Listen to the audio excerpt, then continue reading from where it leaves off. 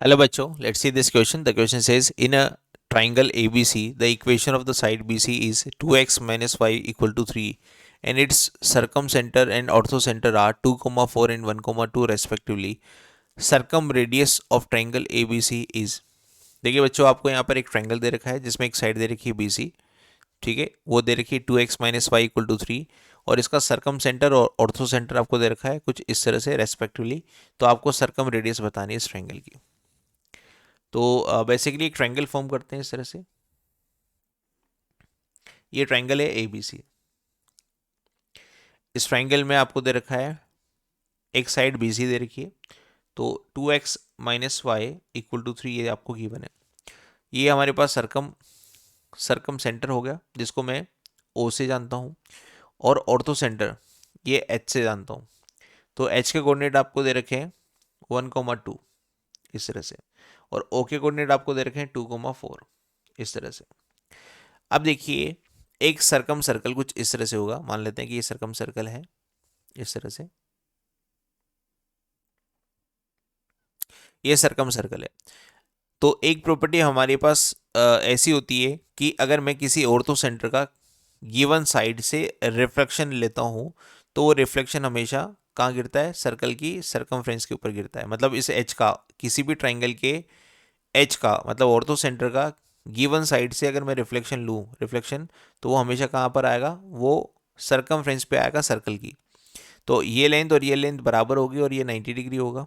तो यहाँ पर एक फंडा मुझे काम आ रहा है कि एक पॉइंट का किसी लाइन, गिवन लाइन के रेस्पेक्ट में इमेज कैसे निकाला जाता है। तो उसका फॉर्मूला है X minus X one upon A equal to Y minus Y one upon B equal to -2 time of A X one plus B Y one plus C divided by A square plus B square. इस तरह से मैं किसी point का किसी line के respect में reflection निकाल सकता हूँ। तो एक्स वन वाई वन वो पॉइंट है 1,2, और लाइन हमारे पास है 2x minus Y equal to 3।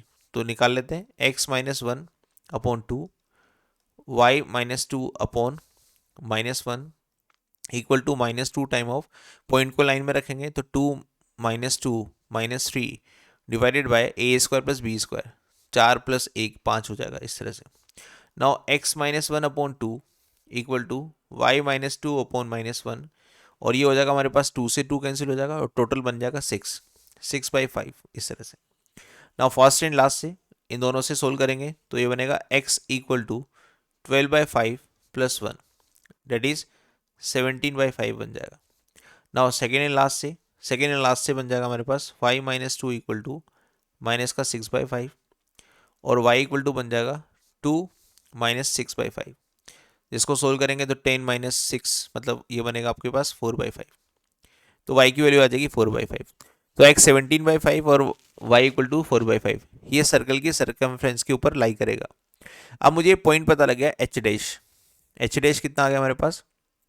17/5 coma 4/5। अब देखिए, मुझे कोई सर्कमफ्रेंस के ऊपर कोई पॉइंट पता हो और सर्कल का सेंटर पता हो, तो इन दोनों को कनेक्ट करने से आपको क्या मिल जाता है? रेडियस मिल जाता है। क्या मिल जाता है? रेडियस। सर्कल के ऊपर कोई पॉइंट हो और सर्कल का सेंटर पता हो, तो इन दोनों को कनेक्ट करने से क्या मिल जाता है? रेडियस मिल जाता है। तो बस मेरे को इन दोनों पॉइंट के बीच की डिस्टेंस निकालनी।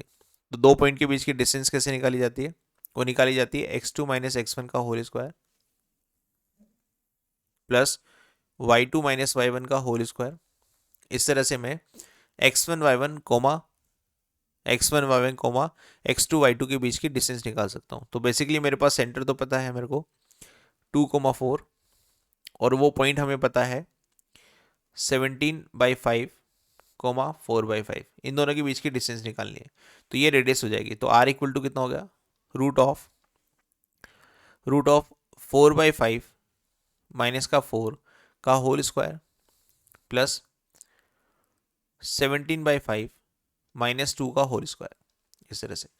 तो r इक्वल टू कितना हो जाएगा? इसको एलसीएम लेके सोल्व करेंगे तो 20 4 16 16, ठीक है, और 16/5, तो ये बन जाएगा 16 का square 256 divide by 25। Now plus ये हो जाएगा 10 7 49/25, 49/25 का स्क्वायर रूट कंप्लीट।